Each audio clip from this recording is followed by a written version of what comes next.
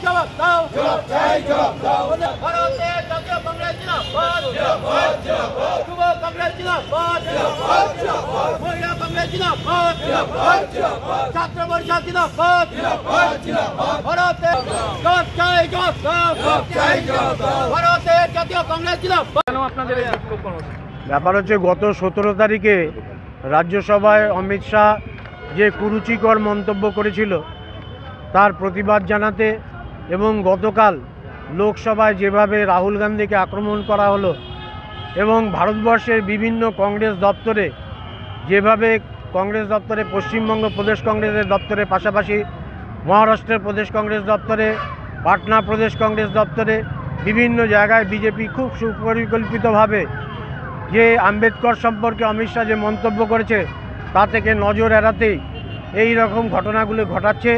তার প্রতিবাদ জানাতে আজকে আমরা দার্জিলিং জেলায় কংগ্রেস কর্মীরা রাজপথে নেমেছি। বন্দে